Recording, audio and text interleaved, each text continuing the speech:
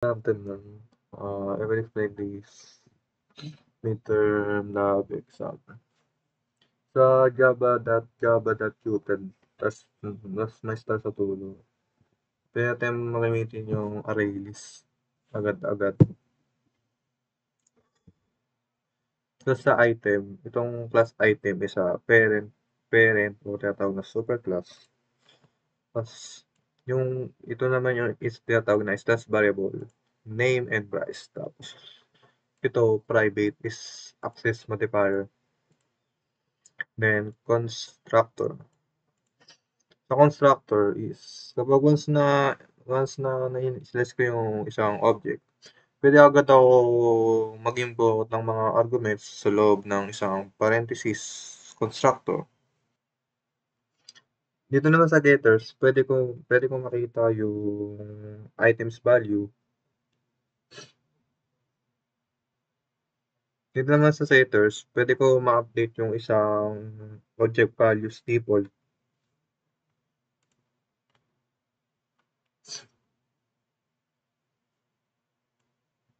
Dito naman sa display info, pwede natin i-print yung isang object value.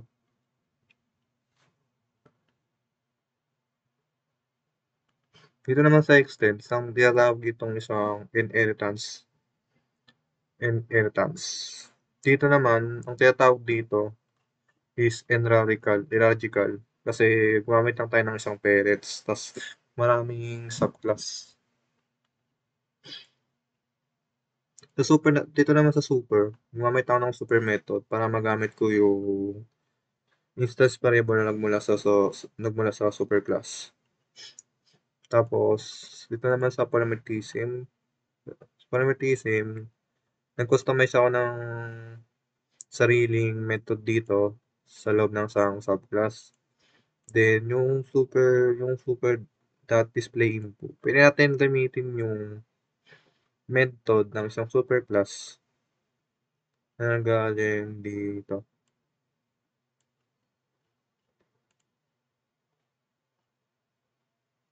Dito sa array list, gumamit ako ng array list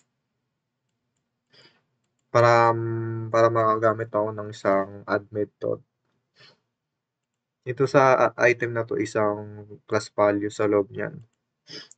Tapos yung add method na to, ginagamit to para makapag-add tayo ng mga elements sa loob ng isang array list. Gumawa ako ng isang update para sa object default value. Tulad niyan. Example nito. Ito yung resulta.